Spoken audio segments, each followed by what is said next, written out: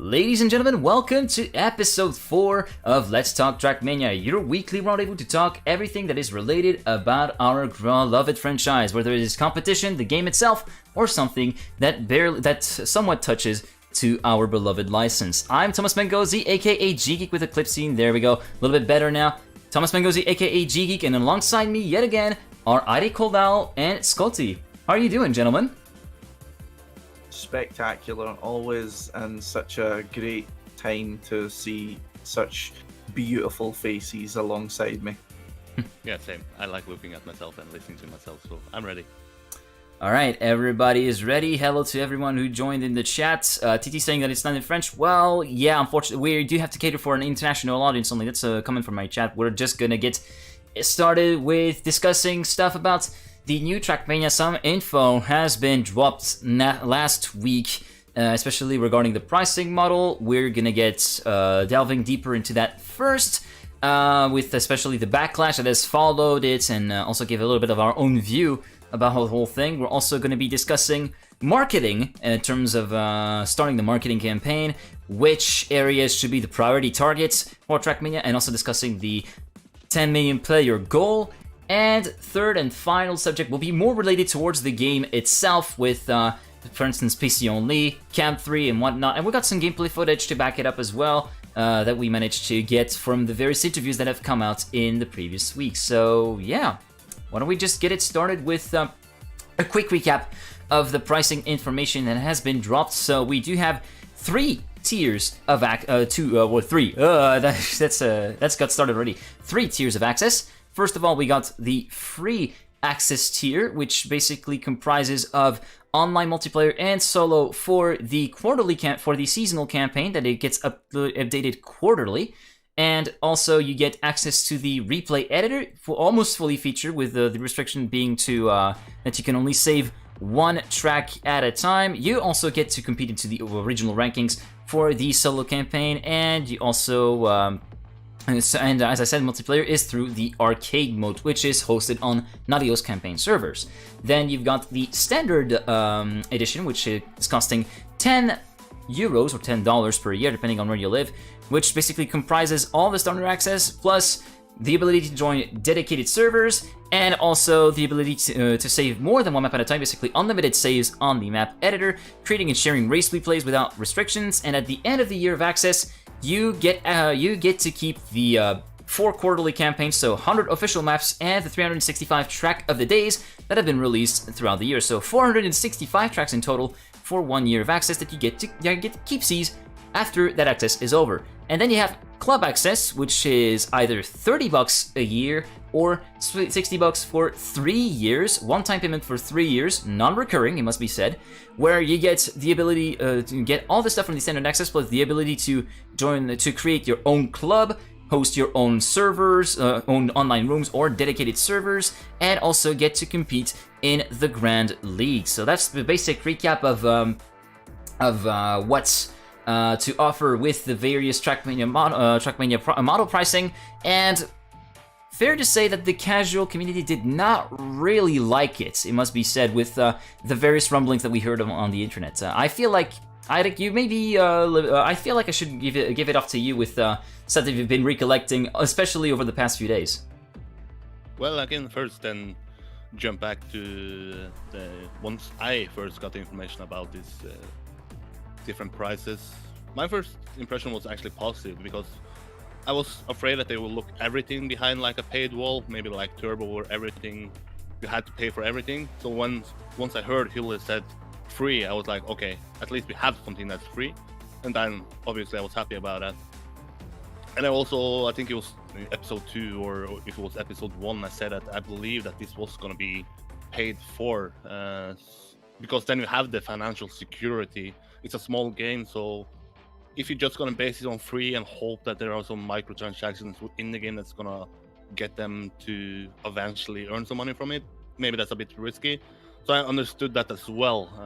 So somewhat expecting, but I'm positive surprised by just having that starter access so people can somewhat try it out. And from my experience after the interview I did with who was out and after information was out on Wednesday last week, some people in the let's call it hardcore scene, of course, was not too pleased with it. But the major feedback I got is that they're actually pleased with it, and it's not till lately, like the last 2 days or 3 days, that I actually went outside this hardcore bubble, went into Reddit, and now today it's been with these major news articles and videos that maybe you get the feeling about is the outside audience, maybe the audience outside the Trackmania players at the moment that we hope will be new players in Trackmania. Are they pleased with it? And I cannot say yes there, and that's maybe a little bit scary, because eventually we hope that this new game will get a new players. That's the main goal for us. That's the biggest hope for us. So positive surprise, but also now that I see more and more feedback from the so-called casual gamers, then maybe a little bit more worried than I was last Wednesday once I heard it. Yeah, I mean, kind of my thoughts on how this all kind of came about. I mean, when we were discussing potential price points and how the money factor would come into this game, if it would at all, it is interesting to see they went with a method which we did, of course, talk about it being paid for in terms of a standard cost. However, they've kind of gone for a little bit of an off-the-wall method, packaging it as, I mean, let's essentially say a sporting license, a subscription, however you want to name it. It's essentially a paid-for service, basically, whatever name you wish to use for it. So kind of nothing I think we really exactly predicted, but in kind of looking back at it, given the other options we were discussing, it seems to be an option more suited to a game like Trackmania, given that the size of the community, and this, especially the size of the community that is actually properly committed to the future of the game. You know, the people who would be buying things like whatever microtransactions there would be in order to give some sort of influx that would actually even be relevant in that case. Numbers that will actually matter to them and encourage them to continue to contribute towards the growth of the game. So I was interested to see that they did end up going for that sort of approach, but the main concern for me was how it was brought about. It seemed to me, as Eirik was saying, that a lot of people aren't very well pleased with the information that's being released, but in my opinion, it feels more not necessarily that people aren't necessarily pleased with the plan as to how much the game's going to cost, how the game's going to generate money. They're more angry or dissatisfied, shall I rephrase that, because the way it's been communicated has been very subpar. A lot of things have been extremely confusing. Things haven't been really clear. What do you get with specific editions? Although they've kind of gave a few highlights here and there. This is what you get if you've got the club edition. This is what you get if you get the standard edition. There was still many asterisks left there, like the track editor. There was suggestion almost that it wasn't included as part of the free edition, but that's later been kind of clarified a little bit more. And some other kind of minor points here and there, like can you play on servers if you're a free version, if you're a standard version, you know, things like that, if you can't create servers, for example. So I'm not angry at the price point system. I am more unhappy at how they delivered the information, as I felt it led to a lot of kind of unnecessary confusion.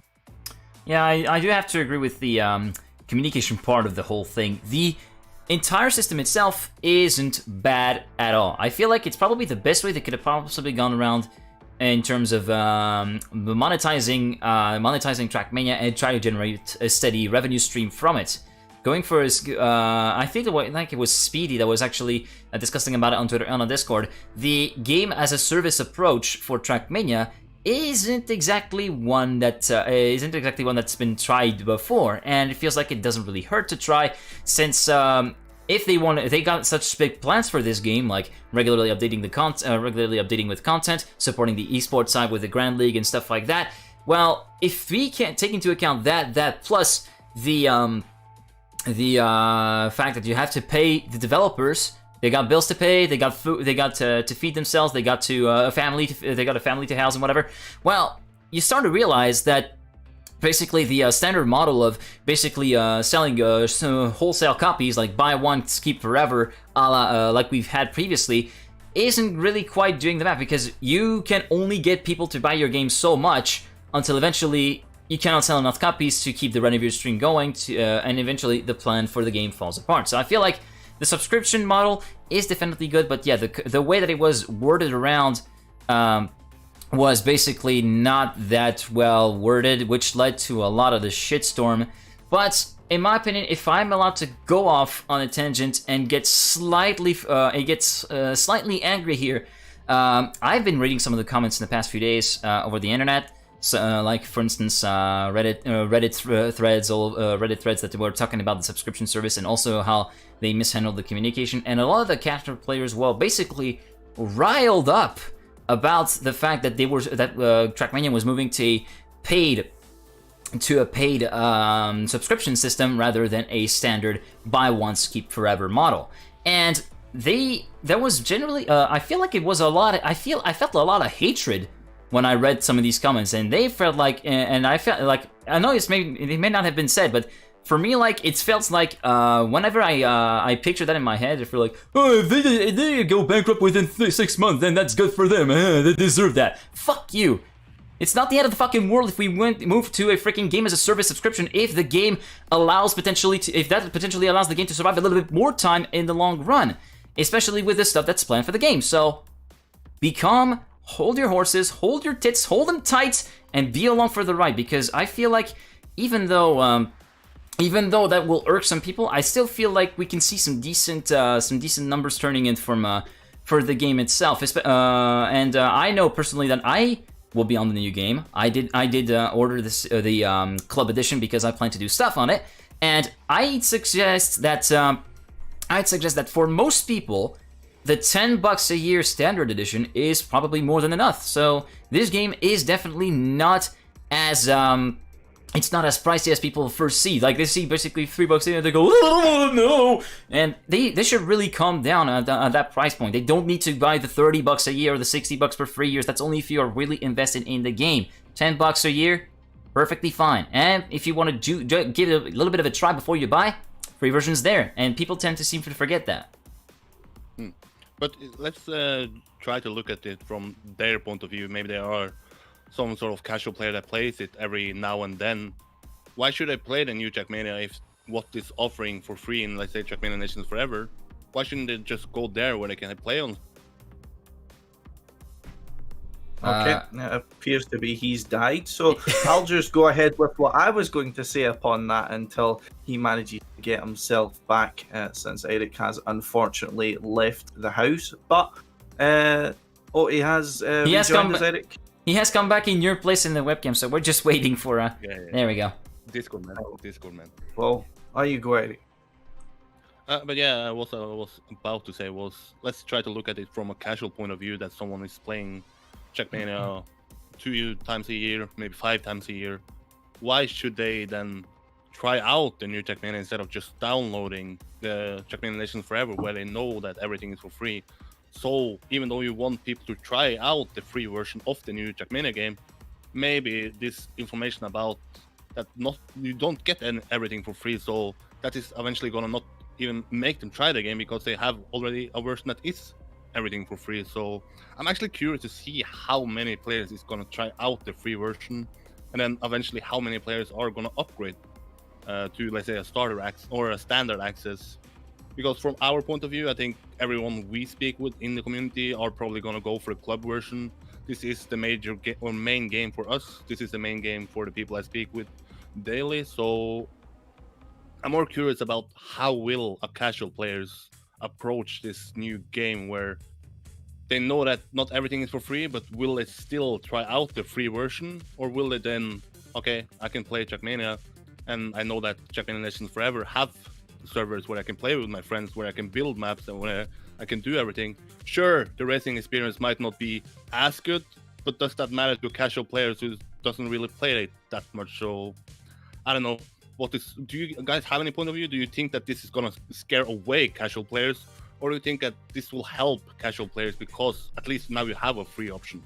I think it definitely will cause issues for casual players, and I think a way of looking at it that I think a lot of kind of hardcore fans that aren't really considering whether or not they will actually get the game. Hardcore fans who are like, I've already pre-ordered the club edition, I'm already, putting my name down for 3 years or all the rest of that, is really to look at, because I'd raised a few times before when we were talking about how this price point was going to go down, as the main thing is no matter what price point they put forward, I wanted to see what they would have to justify whatever price point they were going to have, what they were going to bring to the game in order to say to your casual players or those who aren't as committed, so to speak, to the game, this is why you should pay X amount of money for this game. And obviously we know those figures now. Now, to look at this in comparison to the other Trackmanias we've had. Now, with the other Trackmanias we've had, Nations, of course, has been free with a paid-for option. And also Trackmania 2 Stadium, if we focus on those two mainly, was between, if you get it in sale, you're talking €5. If you're getting it, I believe when it came out, it was between 15 and 20 euros. So if you're talking about that, that's been, they've essentially purchased the game. They've had unlimited access from that. It came out, 2012, 2013, something like that. And they've been able to play it ever since. Same with Nations. Whenever that came out, they've been able to play it ever since. Now, when we look at what the game actually gives us, now, in the history of, if I give Trackmania 2 Stadium as an example, we have just the general framework of the game. It is a racing game. The car works, the tracks work, the blocks work, depending on who you ask. But when you actually look at what you're then getting following that, when you go on to play Trackmania, you're playing community tournaments, you're playing on community servers, you're playing using community skins, you're playing on community tracks. This isn't made by Nadeo. This is all made by members of the community. And that's been provided year upon year. That's been refreshed upon year by members of the community who are not charging money for this. This is all just coming out of what people have built as their passion. Track makers, skin makers, mod makers and all the rest of that. Now, we translate how that then looks into, for a casual player, into Trackmania, new Trackmania, whatever the fuck it's called. Now, when you then look at a new Trackmania, even if you just look at the standard edition, right? So if we imagine this same price point has came in for Trackmania 2 Stadium, then you would be paying €10 a year for Trackmania 2 Stadium. Now, Trackmania 2 Stadium has survived year upon year with not a lot of involvement from Nadeo. It's mostly been community driven, a lot of online tournaments, a lot of team tournaments, efforts from community figures like Mass and Softy B. And people were already unhappy about that when they were only coming into it with a pay-once price point at between 5 and 15 euros. However, if they'd had the price point of which is suggesting now, even only for the standard edition, you would be sitting nowadays thinking instead of, say, 7 years from now, for a standard edition of Trackmania, you would have paid €80 for it, when essentially you're going to be doing the same thing, unless you're OGL participant, unless you're getting involved in clubs, which again is going to be a higher price point. We're talking, say, if again we're going to the 7-year example, you're talking something along the lines of 120, maybe 150 euros. Whereas, can we really look at that and say that that's reasonable when we look at we've spent the equal amount of time on a game which, for all intents and purposes, is very similar? There has been some new things added. But can we really look at that and think, we paid between 5 and 20 euros and we got 7-8 years use out of Trackmania 2 Stadium, and then saying, this new game, I'm okay with spending 120 euros on that without asking questions? Because you might be okay with spending that kind of money. I'll certainly be going for the club edition, but again, I'm very committed to it. But you'll be damn sure I'll be asking questions to make sure that I'll be getting my money's worth. And I'm pretty sure that's what other people are asking now. They're looking at this thinking, if I'd been paying for this as long as I'd been paying for Trackmania 2 Stadium, I would have paid for it'd be significantly more out of pocket. And I think people are very reasonably concerned, especially when not all of the information's out there about what bang they're going to get for their buck. And this, a few years from now, whether or not this will be a justified purchase for them.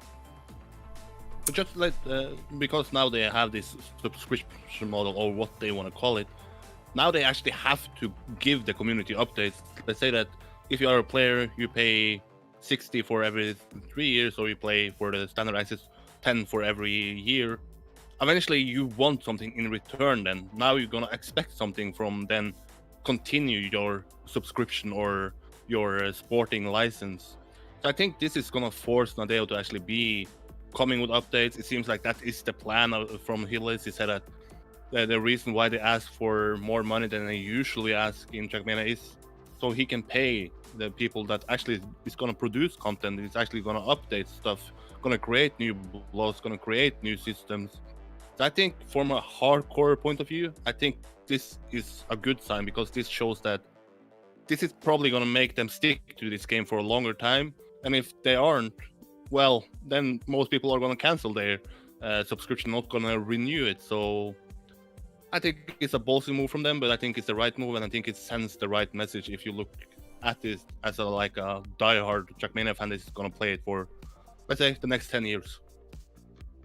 I mean, sorry. No, I was basically reading some of the chat messages, but we're gonna get to those in a bit towards the end of the show. Don't worry about it. But yeah, I feel like I'm just wondering what Nadeo has up in store for the game at one point, because even though we do have info about the pricing, I would really want to know what basically the roadmap is for updating the game. For instance, adding new features in, or like new map styles and whatever, because that's basically really what's been lacking, and we've been the people in the community have been saying that for years, in decade even. Communication is basically what's lacking when it comes to Trackmania. So I feel like if Nadeo has got basically the roadmap and the program and the schedule of updates and whatnot to features, content and whatnot to back it up, I feel like the extremely skeptic and rather violent riling up that happened when the pricing was revealed is going to be subsiding down somewhat quickly. I would expect it to take maybe a few months, but I feel like if they manage to get it get all the content to back up the decision, then I feel like we might see better conversion rates, thus people transferring better towards the standard edition and sticking to the new game. I feel like that's the way we have to wait to approach it. Patiently wait for get Nadeo to give us some more information about what they have in store. Yeah, I mean, just as a kind of final point, I'd like to kind of latch on to that as to what I then expect from Nadeo with this kind of commitment to this price plan, and with the kind of obligation that they are then setting on people in Trackmania to commit themselves by continue to pay for the product, and for them to commit themselves in continuing to update the product. Now, the problem is that I then look at it from the side of things that I've got, is Trackmania has always been a very community-driven game, as I was just stating previously, with a lot of the events, the content being completely, almost exclusively community-driven outside of things like official campaigns, which are never really used for anything outside of hunting. And essentially, that you kind of pay for the framework that Nadeo provides on their service. Now, what the concern it gives me for is what are they then going to give us in turn? Now, what I would then be asking in this is, of course, they plan to update the game. What do they plan to add to the game that isn't already part of it? Is there new blocks of which they think would be an interesting add? And if so, I mean, if there was new blocks that would be justifying us spending a lot more money on this game, why are they not already part of it, would be the first question I'd be asking. But secondly, in terms of that, I mean, what is there else in the game that you would really want Nadeo to provide? I mean, they may frequently update an official campaign and a track of the day feature. Whether or not, I don't think the track of the day feature would actually be coming from Nadeo's maps themselves. I certainly fucking hope not. But I mean, looking at this in terms of how it would work for the community, is that, I mean, what are you going to give them? Like, are you going to justify this price point by saying to them, we will give you new blocks every now and then? What I want to see is, I want to see a lot of quality of life improvements we're needing in Trackmania 2 Stadium.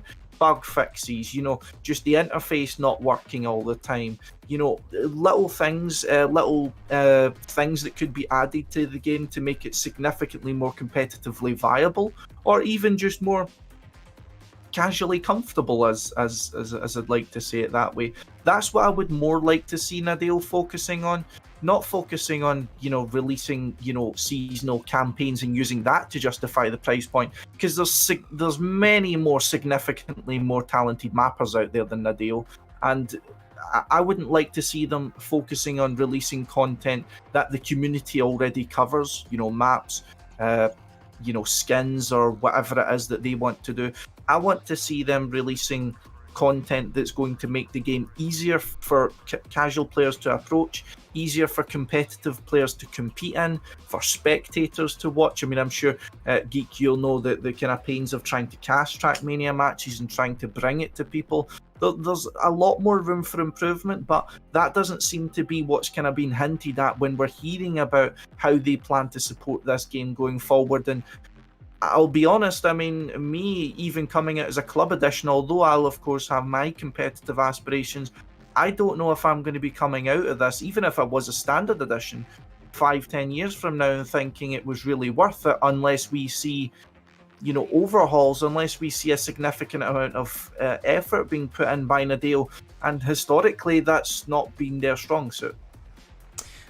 Just to kind of go off on your point right there, and after that we're gonna close it. Nathan from my chat coming in with some possible support that they could give. You mentioned quality of life improvements. That's been mentioned by Nathan as well. Supporting more of every style by hosting big comms other than the Grand League. So yeah, that would be one thing, such as providing support for TMM and whatever. Better dedicated server support with less overhead. I hope that we're gonna be seeing that in the new game. Fingers crossed. Also, potentially a much better Meiji tracker for facilitating the content creation and whatnot. There are plenty of things that can be done from Nadal's side which would justify a subscription, but we just don't know yet what, aside from content updates, they have planned. And I genuinely hope that they have something other than content updates. But let's just there's a question about what should actually they limit, so there is motivation behind it. Do you guys like this better than, let's say, that they limited the... Okay, let's say the free action or free access was where you can play on servers, which I guess the most casuals like the most. And then once you go up the tiers, then you can get like skins and such. Are they right by actually limiting what probably the casual fans are the most happy about, is joining a server, playing for 1 hour and then leaving? Because now they probably has to pay at least something to play it. I'm not really sure in terms of how I feel about how they've kind of separated and distinguished the tiers. It feels like I kind of get left a little bit with a kind of bitter feeling to it a little bit. I mean, some things that were accessible to people who have paid a similar amount as to how much the previous games were are now going into a game that for the same amount of money almost. I mean, of course, you'll spread it over yearly, but again, I mean, Trackmania 2 Stadium will come out cheaper no matter what calculator you use, It's the case I'll look at that and say, like, I think they'll feel like unless they're paying a lot more for their game, then they'll feel like the game is a little bit more stripped out, or at the very least that they're not getting the full experience. And I don't want people to be coming into Trackmania feeling like they're not getting the full experience. That's my concern for that. You want people to be engaged you want people to be able to engage in the tournament, engage in the game, engage in the kind of experience, and take it from there. Whereas I feel like if you're going to be bringing them in at a base level, that can work. But then you're not only kind of isolating the people who then start off on this, but you're kind of isolating your casual player base from your competitive player base almost. And I don't really think that's the best way to go about things, if I'm honest.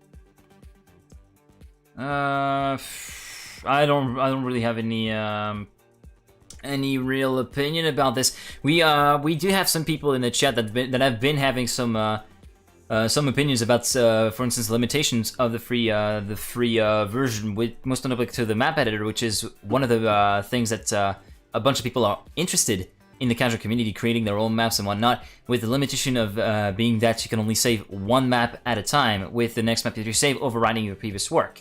Now, it's something that I don't really agree with. I feel like they should keep some sort of limitation, but one map, that's really stifling creation possibilities, isn't it? Like, you only get one try, and if you want to go with an idea that's completely different, and you can't keep the idea that you've saved a little while and keep working on it. If you save, it's gone. I feel like they should have upped the limit of maps that could be saved to around, I would say around 10 to 15 maps. I feel like that would be a good limitation like that. You do get a little bit of room to breathe for creativity and stuff like that, instead of getting just one shot of creating a map and one shot only and not being able to potentially back it up. But yeah, other than that, I feel like the restrictions are they're what they are, and in my opinion, they're pretty much they're pretty fair in my opinion. I feel like I wouldn't have done better. Well, that's saying from a pretty much layman right there, but that's pretty much my only opinion about this. Yeah, but I mean, about the map saving thing, I mean, when you're looking at a free access for a player, I just hear about the fact that you can limit, or it's limited, that you can only have one map at a time, and I'm honestly thinking to myself, what the fuck is the point? You know what I mean? Like, what is the point in only having a limitation of one map saved at a time? The only thing you're limiting is what that person can give to the community. Exactly. As in what that person can then give back. It's not like, I'm able to save fucking 100 maps and that means I'm going to be better off. Then, of course, those 100 maps are then, as long as not terrible, of course, meant to go back out into the community. You know, it's like, it just seems to me like they've been trying to think of extra reasons to, you know, make the game, like, they've been trying to think of extra ways to kind of separate tiers. Like, in my opinion, there should have just been 2 tiers. One for a small price point, one for a larger price point. If you want to have a demo access, like say in the same way you did in Canyon, or if you want to implement some sort of channel system like they did in Mania Planet 4, or even if you do want to have some sort of just bare bones free access where you get to do the campaign just like you did in Turbo, you know, or you get to go and maybe sponsor, like, kind of sponsored online lobbies like in a channel system, then there's a much easier way to do that. Just as I said, limit the online access to other players, limit the you know, what if they can only play the campaign and channels, for example, or if they can only play for free for a certain amount of time. I just don't see why you would limit people's ability to give back to the community. People aren't going to be building one map at a time, you know what I mean? And what about your players? Some of the most experienced mappers out there aren't all going to be interested in continuing to play the game, but they might want to give back to the community. Like, say, for example, some old trial mapper comes back out of the darkness from fucking TMNF, and then wants to give back to the new community and wants to bring some ideas to the new game. They might not be interested in playing it. They don't give a fuck about going and joining some online servers, but they want to give back to you their experience, or you know, their experience in mapping, make Trackmania a better place without, you know, having to commit themselves to the game. Whereas this limits people's ability to give back more than limits their ability to enjoy the game, in my opinion. And it's like, I don't see a reason for it other than to be like, oh well, we're giving them we're giving them the game for free, so we need to take even more off of them. It doesn't make sense to me, and I think they're shooting themselves in the foot, to be honest. Well, I feel like we've covered pretty much everything we had to say about the pricing model. Also, it's worth pointing out, just to finally close it out, after that we're going to get onto our next subject, which is going to be marketing. Hylis did come out and put out a tweet longer about clearing things up about the communication mishap that happened with trying to say that basically it's a subscription service, and the poor wording that came out of that. And yeah, there's some great clarification. In fact, I'm just going to link it in the various chats if you guys want to have a read for yourself, it's going to take a little bit of a moment, but you can actually take a look at the tweet longer right here to actually read Hillis' statement on the entire backlash that happened following the pricing, following all of the pricing stuff that has been revealed. Well, that leaves us to our next point, which is marketing. You had the chance, Eirik, to actually discuss that during your interview with Hylis, especially with a few markets being brought up by Hylis himself. For instance, Brazil with a really good contingent in there, and also China being one of the main targets for the new Trackmania. Which brings me to my question: what do you guys think should be the priority targets in terms of reaching a new audience for Trackmania? What kind of areas are we talking about? Everywhere outside of France. Everywhere outside of France. I would say a worldwide push. Not just Europe. Europe is of course good, but worldwide. Think global, guys. Yeah, but I think ever since I saw that Nadia was actually somewhat serious about this China stuff, it was the first time I met Hill. No, it was not the first time, but I met Hill is at the Serati Trackmania Cup, and there was like a representative from China there that was going to help them get into that market. I'm curious to see if that's ever going to happen. So far, I have not noticed any Chinese players coming into the community, some new talent, some new mappers. Basically, nobody of notice. Hopefully, I don't forget someone here, but yeah. And also, nice to see that they go back to Brazil. It's been a good country for them, at least outside of Europe. I guess that and Canada and USA is the three bigger ones. So Brazil, hopefully. But I guess this is gonna end up being a big game in France again, and we're gonna maybe sit here in 3-4 years and still talk about when is the next event outside of France coming, or what. Yeah, I mean, I know there was kind of rumblings of events happening outside of France, especially in the later stages. I think it was of 2019 or 18 when people were talking about getting it into the Netherlands, getting it into Germany. And if I remember correctly, Mass had even made contact with some ESL admins who were willing to put events in outside of outside of France, but it was Nadeo that were then unwilling to do so. But just to bring myself back to the original question, I would say your main focus in Trackmania needs to be reclaiming the areas of which they've given up. And I mean giving up in the literal sense of it. Trackmania had very strong representation in so many different European countries, and it let that slide. And I think it's very shameful how that situation was kind of treated. You've seen massive communities from the likes of the Czechoslovakian region, Germany, the Nordic countries. I mean, even the UK actually used to be able to field a fucking team together. And like things in like the Iberian region, Portugal, Spain, we've seen so many. Like for example, if you would look at a Nations Cup way back, 10 years ago, you would have a significant amount more countries that would have been able to field teams towards these sort of events. Except nowadays, it's you're lucky if you manage to get 10 teams together, and some of them are just duplicates. I mean, we had France and essentially the second version of France in one of the Nations Cup, and it's just, I mean, we've seen Trackmania reach so far, but they have reached so far previously. You've had people like you've had South Korean teams. You've had teams from South America coming in, North America. I mean, we've even had representation in Australia and New Zealand and things like that. And it shows that Trackmania is a kind of infectious game that can reach, it can go beyond borders to whatever corner of the globe it likes. But Nadeo need to focus on actually being able to keep an audience like that. They've shown that they couldn't do it with Europe. They have let so many major audiences go. Your Czechoslovakian community outside of the very, very elite players is almost non-existent now. Your Nordic community, almost non-existent now. Germany's players have been dwindling in numbers. Like there's like 2 or 3 active players left from the entirety of the UK. And this is representation that if you would have said that 10, 12 years ago, people would have laughed at you.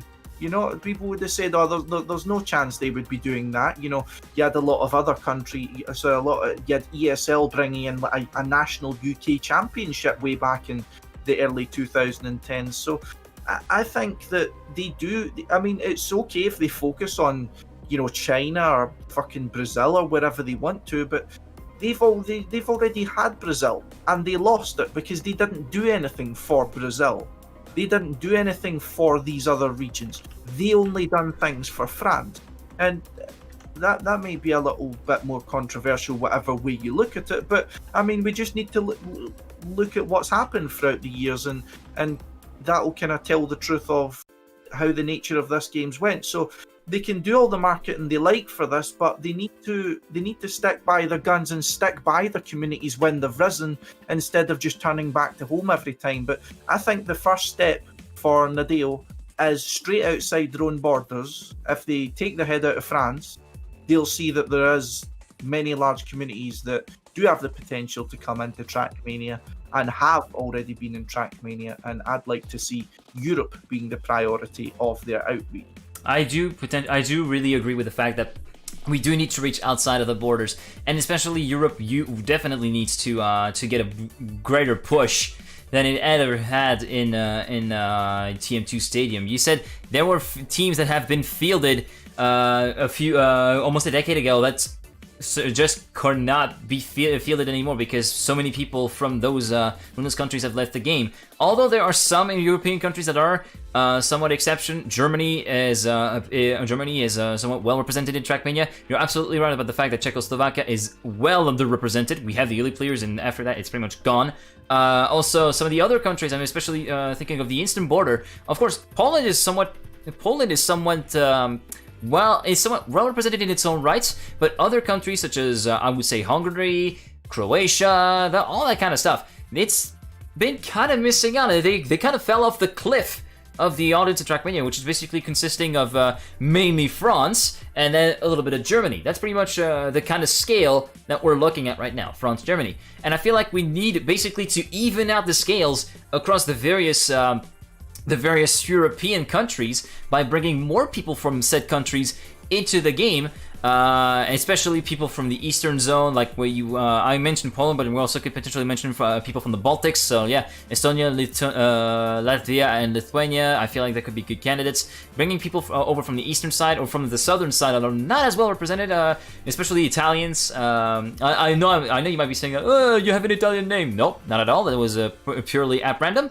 But yeah, definitely get a more audience in Europe. And then for the marketing push worldwide, I would like to see more players from, I would say, Asia is definitely a big is definitely something that we're kind of missing on. We don't really have, that we're kind of missing on right now, at least. We don't have South Korean players, we don't have Japanese players even.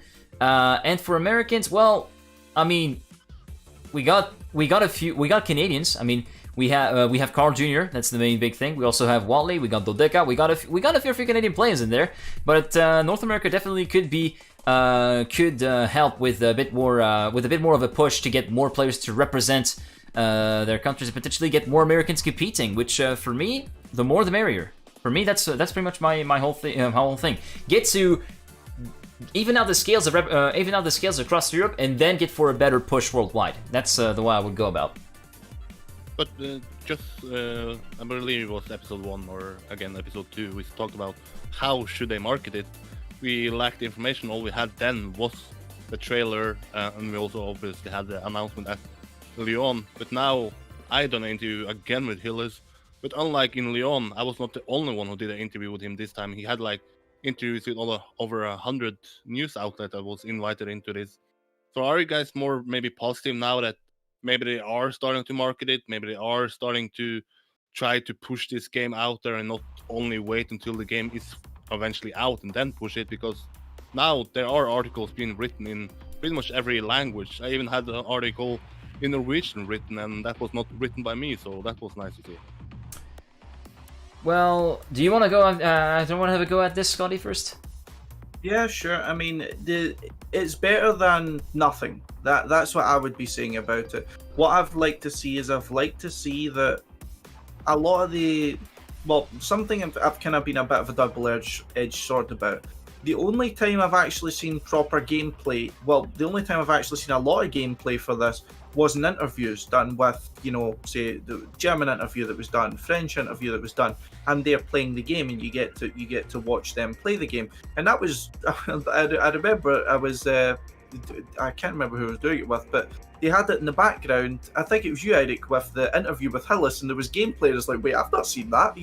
That wasn't in the the release or something like that. And I do like to see that these people are getting their hands on the game. They're getting the chance to spread knowledge about the game to people who, audience bases that they might not have seen. But it also brings to me quite a big kind of problem in the sense that the first time I was actually seeing proper gameplay of the game was coming from third-party outlets, was coming from other just in general other parties, these other interviewers or these other news outlets that were coming in. So I think that was a little bit of a misstep. I do like to see that they are making efforts, because I mean, Nadeo's always had the potential to come out, and they've always had the potential to spread the game. So as I said, Trackmania is a very infectious game. It's very easily spread. But the question has always been how to make sure they're doing it in the right way. I mean, me and Eirik have had at length discussions about some of the plans they've had. I mean, even just an example, when essentially Matt was recruited to TMGL as essentially almost marketing for Brazil, I mean, I'll go out and say that because I think it's true, but I mean, some people out there will think otherwise. But he certainly proved his worth now. I'll just hastily clarify. Certainly good job there, Matt. But that's how it was made originally, and that goes to show that Nadeo aren't always doing the right thing in marketing, but at least now they're starting to become more active in it, and that's what I like to see.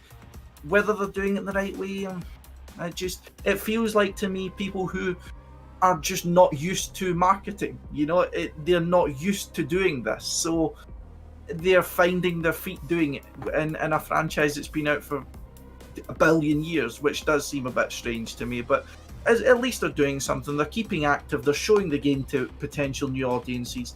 I like it. It could certainly be worse as Lagoon showed it. Well, I do agree with the fact that it's definitely better than being left in the dark about what basically the game could look like, and being left in the dark about what kind of countries were marketing. Now, having looked at the gameplay from the news outlets, it's still kind of relieving that we get to see a few snippets of gameplay, even though it does come from interviews with third-party outlets, and the gameplay stuff isn't released by Nadeo themselves. But it's definitely something that I'd like to keep on wondering. It's still with especially like some of the new bugs being showcased in some of the gameplay videos that you see running in the background. I feel like it definitely entertains that sort of wonder. Maybe this game might not be too bad after all. Like, there might be some stuff to do. So, yeah, I totally agree. It's better than nothing. I just would like to see a greater push as we get closer towards launch.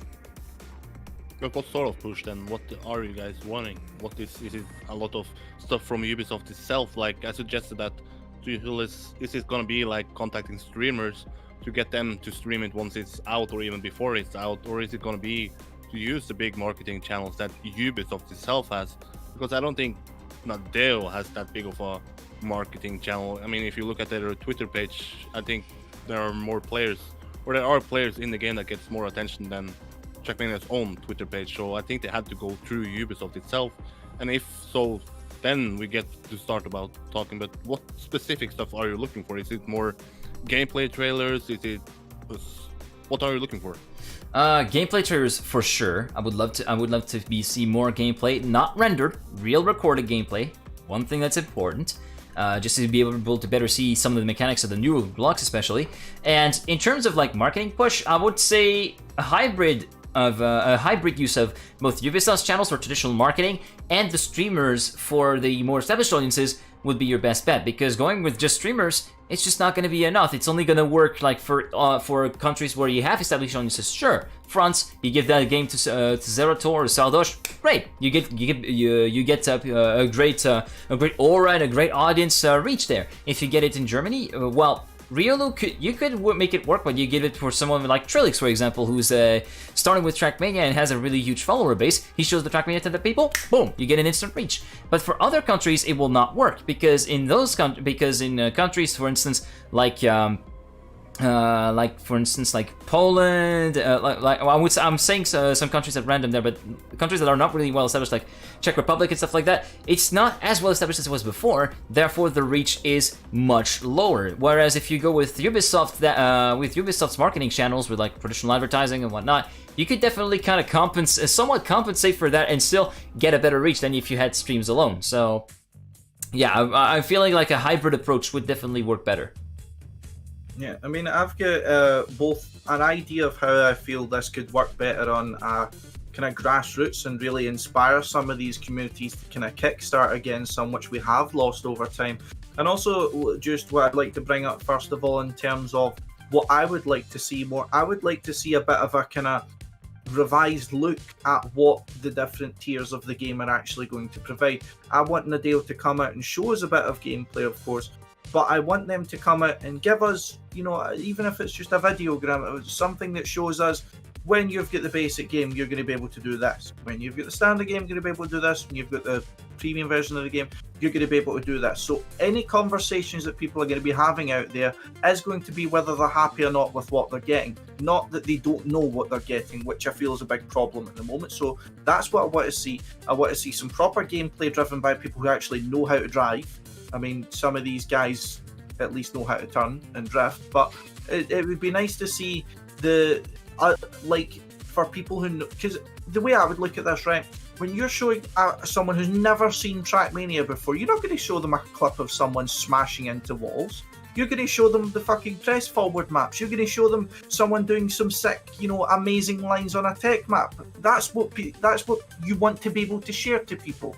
That's what you want to be able to show people. Whereas the only cool things they've got is their pre-rendered footage of, cars flying up in the air and all the rest of that. Why not show some, top-level gameplay that people can realise the potential this game has, as well as not just looking cool, but playing cool as well. But onto the little idea I had. This is an idea I've had for quite some time. It almost came to me when I was looking at how people say how they got into the game. Now, this is almost isolated to quite old players.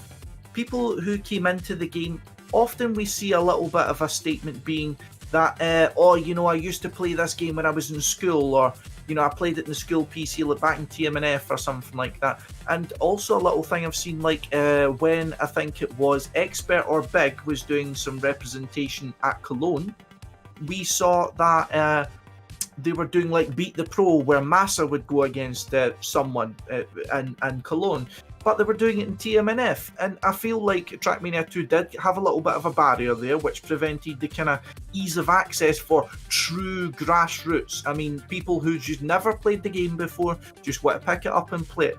And now we have a perfect opportunity of that with having Trackmania that is free. It does have a free version, does have opportunities there. Now, wouldn't it be so crazy to see that nowadays we've seen a great push between esports movements throughout, especially Scandinavia? I've noticed that countries like Denmark, Norway, Sweden, which are all across the world, are making pushes to have gaming and healthy gaming, shall I say, instead of fucking children going home and playing League of Legends until 6 o'clock in the morning and then waking up and going to school, kind of thing. Sorry, I might say one F word as well to corroborate your example. Fortnite. You can mention that as another example of people going in and playing toxic games like that would go against the healthy gaming principles. Well, yeah, that wasn't necessarily what I was going for, but in terms of how I would mean more by introducing gaming into schools, as in they're having, just a computer where you can try out little games, like say you can try out Fortnite, in your lunch break or something like that, or you can try out, back in the day, you could try out Trackmania Nations, and that's how quite a few people found their first feet in the game. But oh, you know, that this game's on my school computer, it was easy enough to run. There was no problems with that. And there's plenty of, like, say, for example, LAN cafes around the world. There's plenty of these movements in schools, colleges, universities, all across the world. I mean, we saw Giants Cup was held in a computers lab in Paris. You know, it's just a perfect example of how, what if Nadal reaches out to movements like these to, like, say, correct me if I'm wrong, anyone from this sort of region, but Denmark were reaching out to and kind of funding school projects to have little computer labs where the kids could go in and play computer games. They could play it with their friends. They could almost like a LAN party at school kind of thing. What about reaching out to movements like these, be it, you know, local authorities, be it just governments in general, and saying, look, here's the free version of our game, stick it on your computers, no problem at all. And there you have it. I mean, sure enough, not all your kids might care about it. They might prefer to play, I don't know, fucking Valorant now, or you know, Apex, or, you know, Fortnite or something like that. But that is a massive potential audience that you would get that no streamer's going to be able to give you. No streamer's going to be able to give you that kind of numbers. It's not costing you anything because the game's free anyway. You could throw that to an almost insane amount of people across the world. There's computers in schools across the world, computers in colleges, universities across the world. Why not just for these ones that are having these sort of gaming programs, which is a significant amount of, you know, these sort of institutions, why not just throw it out there to them? I mean, what really do you have to lose in that situation? That's actually a good point of bringing that the sort of free version of the game towards cafes, so that people can actually get like, for instance, people who want to try a game in the hunch and they say, "Ooh, that's actually looking pretty spiffy. Let me hit that up." Yeah, that would be cool. Also, for kids in schools, that would be something of a banger. The thing is, let's be honest. Nadeo being a French company, of course, they're gonna try to at least appeal to the French audience as well. And in France, it feels like going for the approach of introducing games in schools is not really viewed all that well. There's a well-known grudge between in terms of computer use in the schools, where basically they're kind of like basically the main stuff is that they're really reluctant in, for instance, upgrading hardware, or even like basically increasing the usage of the computer in the in the classroom. For instance, tablets are only still at the experimental stage. For instance, that's kind of giving like you the basic ropes of how the education system is with technology. So yeah, we're several light years behind everyone else. That's maybe that kind of approach where they would put out computers in schools where the kids could play isn't really the most viable thing in France, and it would hit a major roadblock in terms of like the PR image that it would get, with most people in France seeing that the most popular game is of course League of Legends and Fortnite, and they're like, oh no, we don't want our kids to be near that, and no, we want to give them good education, our precious children, blah blah blah blah blah. So yeah, that's for me, that's one of the main roadblocks to actually showcasing that to children in schools. But maybe that could be something for like daycare centers, or well, that may be a bit pejorative, but that's the only word I can find for in something in French called I got the word garderie, where basically the kids after school, for instance, if their mother can't really pick them up right away, they go to the daycare center and they can actually do activities and stuff like that. Having computers there and having the game there, that will be a viable option because it's outside of a scholarship setting and whatever. So yeah, here there will be a little bit more enjoyment and it will be more tolerable. That's just my opinion on it, though. And yeah, I mean. No, okay, go for it. I was gonna close it out with another thing. Sure. The only part I was going to add on to that is that, I mean, sure, some places might not be as progressive in terms of that. I'm more focusing on the places that have been a little bit more progressive with that mindset. I mean, there is roadblocks in different countries. I mean, it's the same with the UK. I mean, the UK, kind of public schooling system really isn't up to scratch there, in my opinion. But that's a whole different fucking episode of a whole different talk show. But it's in that case, if certain countries and certain institutions choose not to go for it, that's their loss. You know, that's other places' gain. You might see an influx of another nation's players coming into the game, which I don't think you could ever view as a bad thing. Yeah, but now we're talking about a long-term dream. I mean, even working at getting Trackmania and games into the kids in schools, into free time activities. But let's talk about the upcoming months. How is it going to be marketed? How is it going to reach players? Let's say, what streamers are you looking for? Should we go for the biggest streamers? Should we maybe go for some racing streamers that already have like a target audience within racing? I know, Scottie, you had this discussion with Nadeo himself, but should Nadeo now go for the bigger numbers, or should they now maybe try to go for contact the racing streamers that already have racing fans? I'm not really sure in terms of that, because as you're correct in saying, I'd have a discussion with Nadeo when they were looking to kind of pump their numbers up for TMGL, so to speak, and they were asking me to find some sort of streamer which they could give money to show the game to Trackmania. I've never been as much of an advocate for, you know, throwing it specifically at streamers. I would say, I mean, it's certainly a good idea. These places can give you a lot of exposure, but I think they need to give it to people who at least will be able to who will maybe be interested in staying with the game, so that at the very least you're not just getting an initial boom of Eirik's web boom. So you're not just getting an initial boom of interest from, you know, straight away. You know, say, I don't know, Trillix has just showed this on his stream. You get 10,000 people watching it.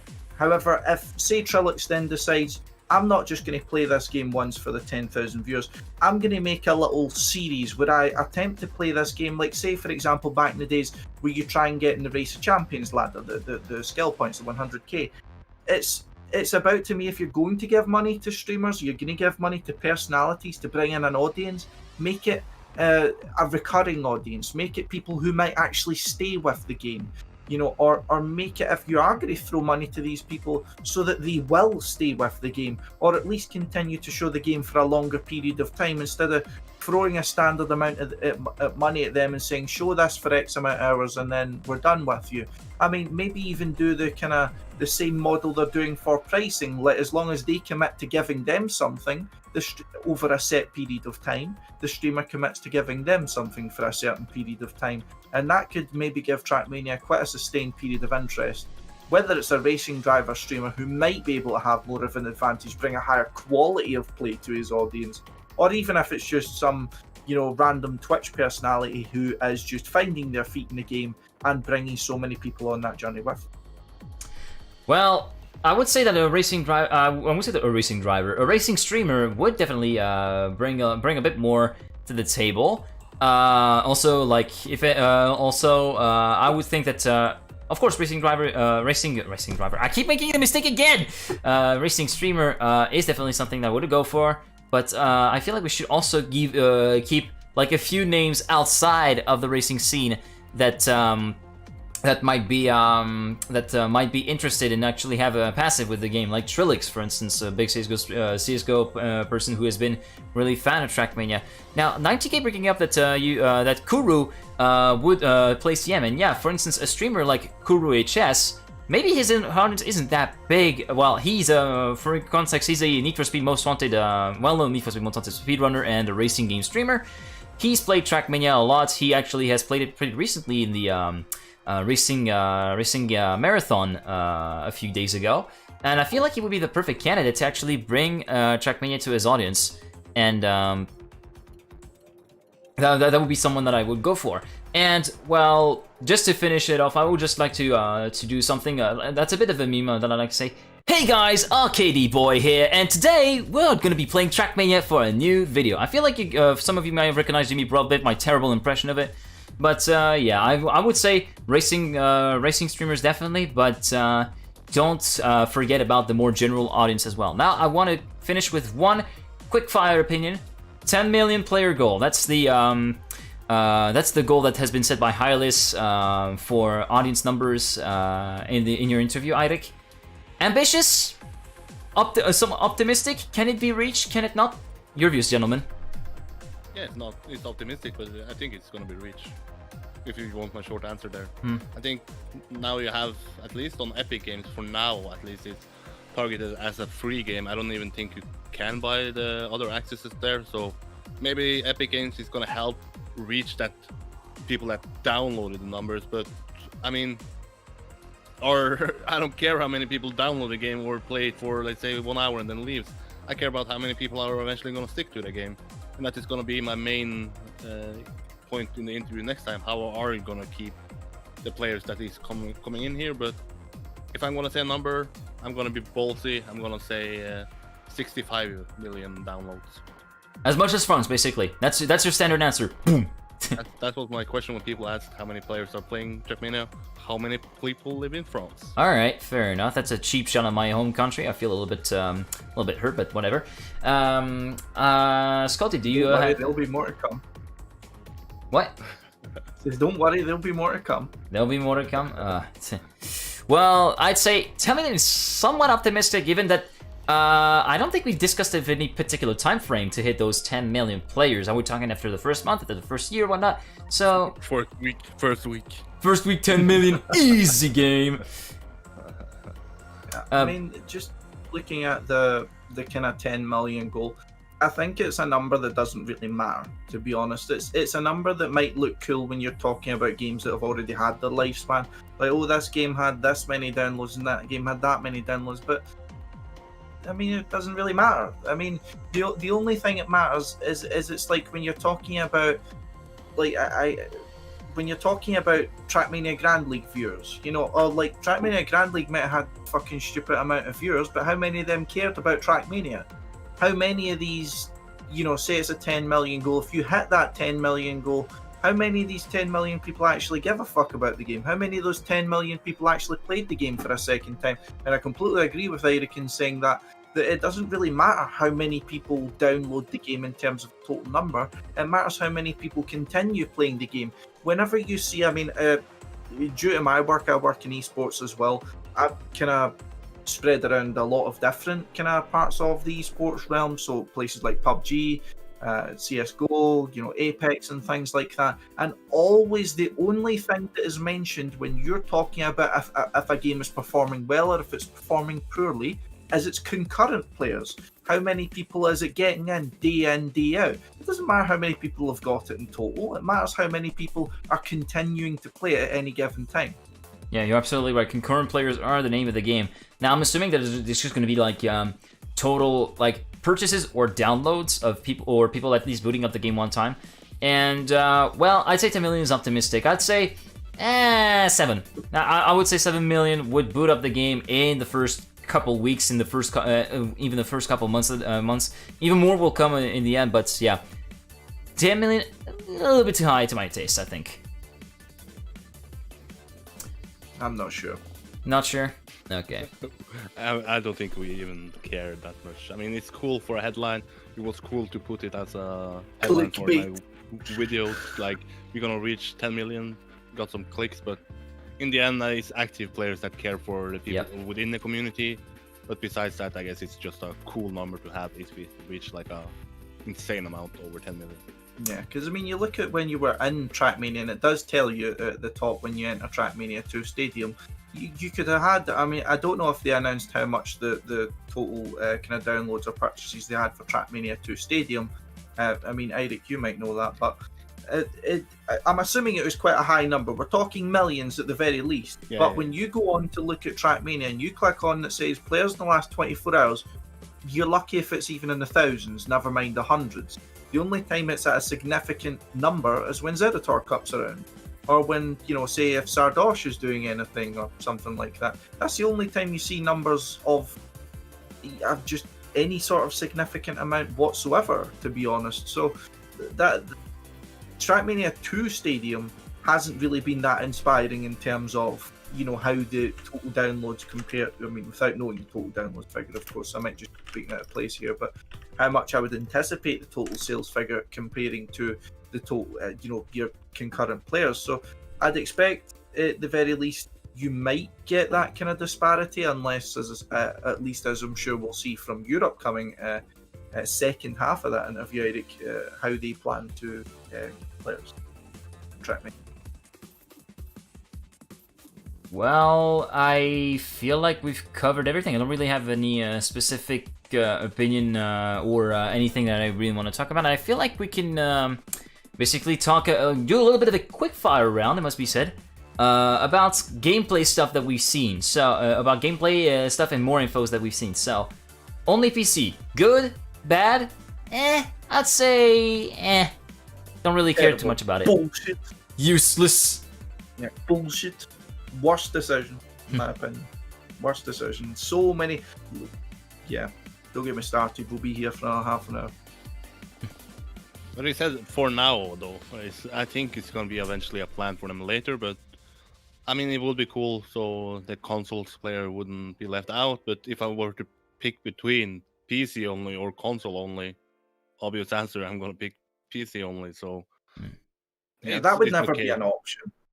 Yeah, but you could. I mean, Trackmania Turbo was targeted just for consoles, and it was released on PC because the community felt that, oh, we are left out now. So that game was specifically targeted to consoles, so it could have been the case for this as well.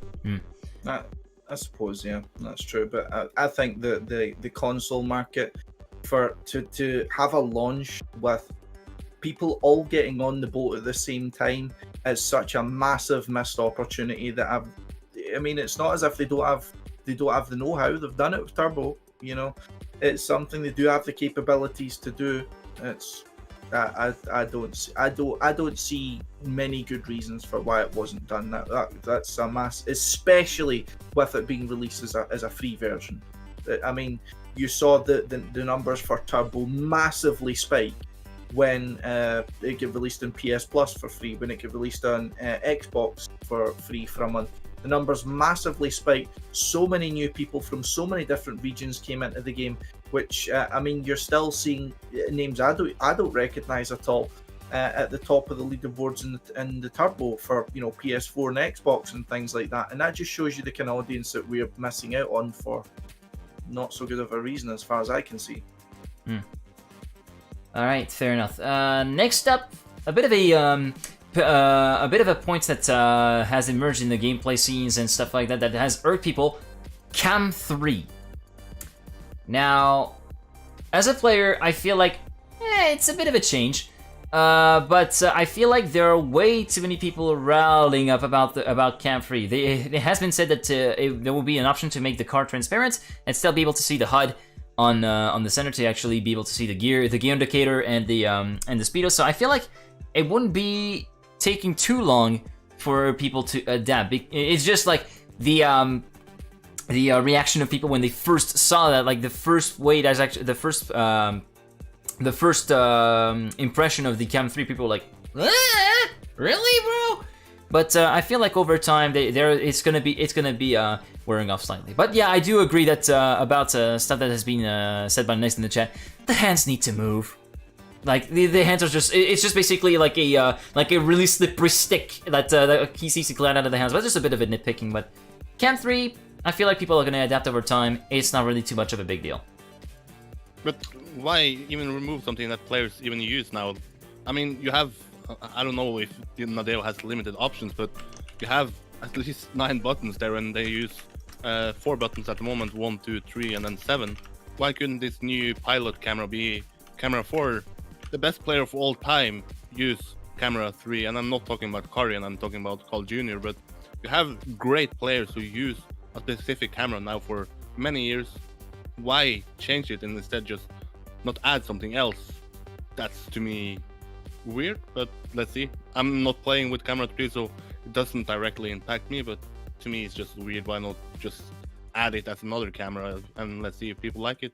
I don't play with Cam 3 either, so... Yeah, but I mean, players are playing with Cam 3, so they are obviously going. Let's say now the next Trackmania game or the next update, everybody has to play with Cam 1. You're just limiting stuff that people already had in the past. You want stuff to be added, not removed, right? So just because you add something doesn't mean you should remove something else. So I would better like it if they just added this instead of adding and then removing the old camera 3. Well, I think, I mean, I don't know for sure, but I don't know if they've officially stated, I mean, you guys can correct me if I'm wrong, if this is a complete replacement for Camera 3 instead of it. I mean, I don't know if it is actually confirmed if it will be a replacement for Camera 3, or even if this is an extra, camera on the side. Say for example, when they're doing the mapping and the transitions, if it's just defaulted to a different cam now, they think that one's more suitable. But I mean, again, I just see it as a little bit of a lost opportunity, and especially as what Eirik was saying there. I mean, we've seen quite a few racing games out nowadays that are much more customizable when it comes to cameras, and I don't see that's something that we've not been able to implement. I mean, you see Rocket League is a fantastic camera customization option. Pretty much all of your major racing games out there do. I don't see why it would have been that hard to implement, and especially limit it to only 3, or well, if you're including 7, I would say that's not really a car camera, that's more of a free camera. Then you're essentially limiting yourself to 3 car views, and I don't know any other game that does that. And it's just like, I'm just left with the question, why? That's something I would then hope for in future update. That's something I would hope for, but I don't see them making that fundamental of a change. Oh, look, by the way, this game's been out for, a year and a half. Here we're going to just go and completely reinvent the camera system, so you're going to have to fucking, spend however many hours, trying to get back to whatever it was you were comfortable with, instead of just setting the stage now, let people ease into the new game, and with that, choose how they want to see the game. Okay, so I feel like we've pretty much covered everything. Now I feel like it is your time, chat, to post in your questions. Feel free to post your questions in the respective chats. We'll try to treat as many as we can. But something that is, once I released the interview on my YouTube channel, I also added in the comments that people can ask questions to me there, because I'm somewhat promised to do another interview with Hillis. If you guys, Scottie and GGeek, what is missing from the interview I did with him? What information are we missing that is central for the Trackmania experience? What information do you feel that the community is still questioning if it's going to take place in Trackmania, and that should be brought up when the next interview is going to happen before the new game is out? Okay, so I feel like I can start with a quick. I feel like a quick question from Doldeka. Has there been any evidence of tutorials in this new Trackmania? Not that we know of. Not any footage regarding tutorials that we have had so far. So yeah, I feel like it's probably going to be something that we would potentially be getting to know as we get more info. And another question is, what is the minimum configuration on Trackmania? Well, it is on the pre-order page for the game over on Ubisoft. I feel like I would have to retrieve the link, but hopefully one of the mods in one of their channels can actually post the link right now. They have been revealed on the pre-order page on the Uplay, and I think you do need a Core i5. At least in terms of CPU, and you do need a DX11 card with 2 gigs of RAM. Not really that big of a requirement for nowadays computers, it must be said. Just to actually answer your question now, Eirik. Thanks. Yeah, just to actually answer that there. One thing I want to... Now this is coming from me as being a competitive player. I'm still very much invested in the scene, and I feel like a lot of the kind of concerns that the competitive community has had are kind of not really being addressed in the way that they would like. Now, what I would like to see, because Nadeo insists that they continue to support a lot of online tournament, and I don't really feel comfortable with that.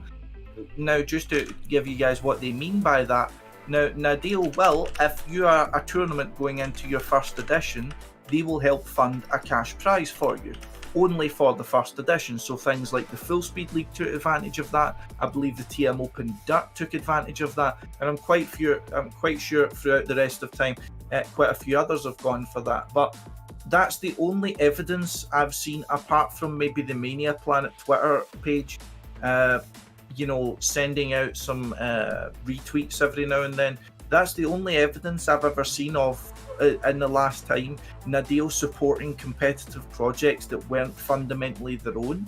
I mean, for example, we barely ever saw a Nadeo representation at any LAN events. I believe I saw Hillis once, and I've been to quite a number of LAN events, apart from the World Championships, which they are, again, directly involved in, but I'm talking likes of Game Winterfest, Gamers Assembly, Giants Cup. Also, in terms of this, how are they actually going to make it easier for tournament providers to host their tournaments, for people to play their tournaments?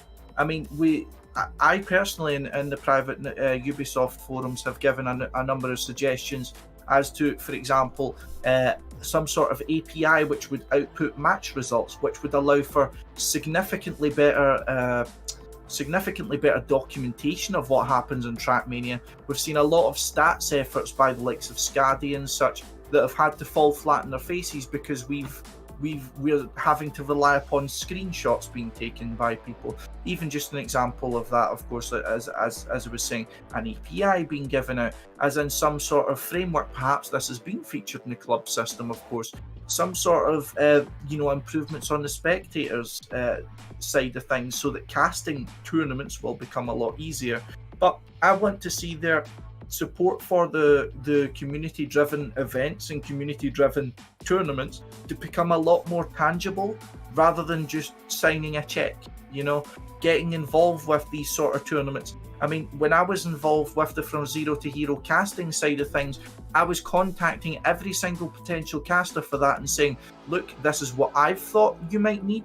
Is there anything you would like to make this as best a possible cast for you?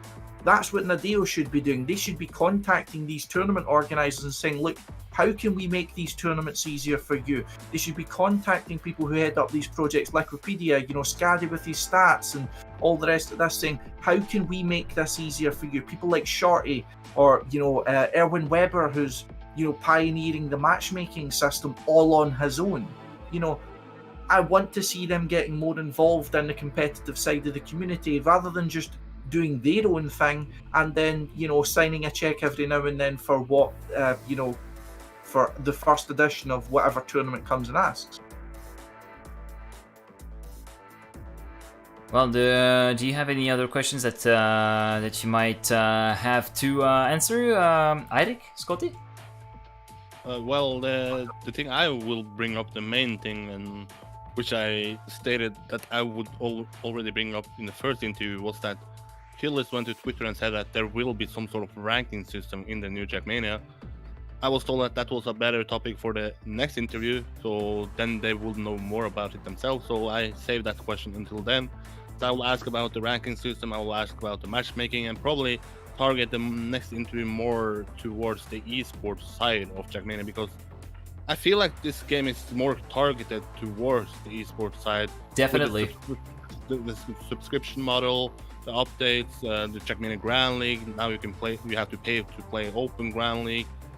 So I think that is gonna be the biggest part of it, and I think that is the part I care the most about in the end, is the esports side of Trackmania. And I think if you get a healthy and a big esports side in Trackmania, that is eventually also gonna be a marketing tool for Trackmania to bring in new players, because they see Trackmania as a competitive esports style. They see it as maybe showcase at bigger events, and then you will get new players, and eventually just the ball keeps rolling. So even though the esports side in Trackmania is currently really small, and maybe it's get too much attention about how big it really is in sort of the community, I think it's the most important factor when the new game is out. It is the esports side of it, and it's how this game is going to work as an esport. Well, I feel like we've done pretty much everything there has been to cover on this episode regarding the new game, pricing, marketing, and the little quickfire rounds on the various tidbits of info that we had.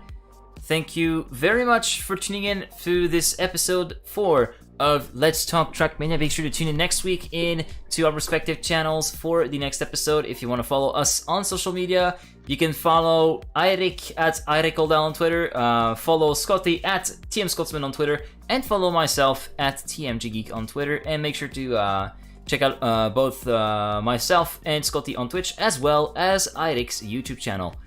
Anyways, till next week, this has been Eirik Holdal, this has been Scottie, and this has been Thomas Manguzzi, aka GGeek. This has been episode 4 of Let's Talk Trackmania. See you all next time. Godspeed, people. See ya.